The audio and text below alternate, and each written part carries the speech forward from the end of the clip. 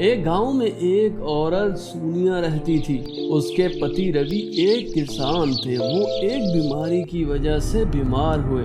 उस बीमारी से वो ठीक ना हुए और कुछ ही समय में वो मर गए। अब घर की सारी जिम्मेदारियां सिर्फ सोनिया के कंधों पे आ गईं। उसकी एक बेटी भी थी जिसका नाम प्रीति था। सोनिया ने कभी भी प्रीति को उसके पिता की कमी महसूस नहीं होने दी थी। सोनिया दूसरों के घरों में काम करती और घर वापस आकर कपड़े भी बुनती थी। बस उसी से उनके घर का सारा निजाम चलता। प्रीति एक स्कूल में पढ़ती थी जहां उसकी क्लास की सब लड़कियां बहुत ज्यादा अमीर थीं। वो हर वक्त प्रीति को नीचा दिखाने की कोशिश करती रहती थी। नए साल की आमद थी। उसकी क्लास की लड़कियां नए साल की बातें कर रही थी तो उसमें से एक लड़की ने कहा, अरे नया साल तो आने वाला है। नए साल की खुशी में मेरी माँ ने मुझे एक बहुत खूबसूरत लहंगा खरीद के दिया है। हाँ, मैं तुझे बताने ही वाली थी। मेरी माँ ने मुझे लहंगे के साथ साथ एक प्यारी सैंडल भी खरीद के दी है। अरे मैं तुम्हें क्या बताऊँ, मेरी माँ ने तो मुझे बहुत प्यारी ज्वेलरी भी लेकर दी है। हम सब खूब तैयार होकर नए साल की पार्टी में आएंगे। ये सब बातें बैठी वहाँ प्रीति भी सुन रही थी। प्रीति परेशान होकर घर वापस आई तो उसने अपनी माँ से कहा, माँ नया साल आने वाला है, मुझे नए कपड़े ला के दो। मेरी क्लास की सब लड़कियों ने नए लहंगे और जूते लिए हैं। बेटी हमारे पास इतने पैसे कहाँ, हमारे पास तो अच्छा खाना खाने के लिए भी पैसे नहीं और तुम कह रही हो कि तुम्हें कपड़े लेकर दूं। माँ नए साल की खुशी में सब लड़कियाँ नए कपड़े पहन के आएंगी। मुझे भी नए कपड़े और एक अच्छी सैंडल खरीद के देनी है। बेटी मैं कोशिश करूंगी कि मेरे पास इस महीने थोड़े ज्यादा कपड़े सिलने को मिले ताकि ज्यादा कपड़े सीकर कर पैसे कमा सकूं और घर की बचत निकाल कर तुम्हारे लिए कपड़े और सैंडल खरीद ला सकूं। नहीं माँ, मुझे इसी हफ्ते नया लहंगा और सैंडल चाहिए बस। प्रीति ये सब कहकर वहाँ से चली गई। वो अपने घर बाहर निकलकर गुस्से में इतनी आगे निकल गई कि वहाँ से वो जंगल में आ गई। अरे मुझे तो पता ही नहीं चला, मैं तो यहाँ सुनसान जंगल में आ गई हूँ। मुझे फौरन घर वापस जाना चाहिए। जब वो जंगल से वापस आ रही थी तो उसने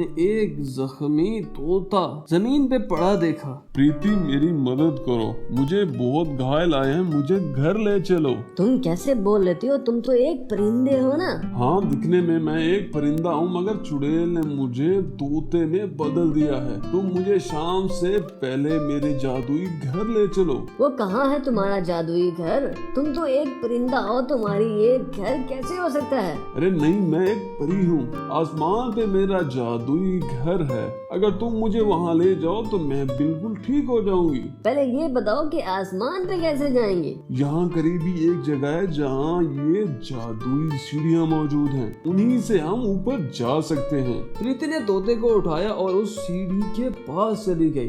वो सीढ़ियों पर चढ़ती चढ़ती आसमान पर पहुंच गई। वहां उन्हें एक जादुई लहंगे का घर नजर आया। जब प्रीति तोते को अंदर ले गई तो वो सचमुच परी बन गई। परी बहुत खुश हुई। अरे तुमने मेरी मदद की, मैं भी तुम्हारी मदद जरूर करूंगी। अच्छा बताओ तुम्हें क्या चाहिए? प्रीति ने अपनी क्लास की लड़कियों के बारे में उन्हें बताया कि नया साल आने वाला है और सब लोग नए लहंगे और जूते पहन के आएंगे। मेरे पास ऐसा कुछ नहीं है। बस इतनी सी बात, तुम्हें परेशान होने की जरूरत नहीं है। ये लो एक जादुई लहंगा और खूबसूरत सैंडल। ये एक जादुई लहंगा और सैंडल है। तुम इनसे जो भी मांगोगी तुम्हें देंगे, लेकिन इनका गलत इस्तेमाल ना करना। हमेशा दूसरों की मदद ही करनी है। अच्छा मुझे ये बताओ कि अब मैं नीचे घर की तरफ कैसे जाऊंगी? अरे जैसे हम सीढ़ियों से ऊपर है तुम वैसे ही नीचे चली जाओ और जंगल से सीधा घर ही चले जाना। तुम्हारी माँ तुम्हें ढूंढ रही होगी। प्रीति जादुई लहंगे और सैंडल को लेकर घर आ गई। अरे तुम कहाँ थी? कितनी देर से मैं तुझे ढूंढ रही हूँ। प्रीति ने माँ को सब बताया कि वो कैसे एक परी को मिली और उसने उसे जादुई लहंगा और सैंडल दिया। उसकी माँ ये सब सुनकर बहुत खुश हुई। प्रीति ने जादुई लहंगे को कहा, अरे जादुई लहंगे और सैंडल, मेरे लिए एक सुंदर फ्रॉक और नई सैंडल ला दो। बस इतना ही कहना था। फ्रॉक से एक रोशनी निकली और वहाँ फ्रॉक और एक खूबसूरत सैंडल आ गए। वो फ्रॉक और सैंडल देख के बहुत खुश हुए। अगले ही दिन नया साल था। जब प्रीति नए साल के दिन वो फ्रॉक और सैंडल पहन के जाती है तो सारी लड़कियां बहुत हैरान हो जाती हैं कि इसके पास इतना खूबसूरत फ्रॉक और सैंडल कैसे आए। कुछ देर के बाद उन सब लोगों ने पार्टी मनाई। उन्होंने नए साल का केक काटा और मिलकर डांस भी किया। अगले दिन फिर प्रीति ने जादुई लहंगे से कहा, जादुई लहंगे और सैंडल, मुझे बड़ा घर बना के दो। उनका वो छोटा सा घर एक बड़े घर में बदल गया जहाँ हर एक चीज मौजूद थी। वो दोनों माँ बेटी बहुत खुशी खुशी रहने लगी।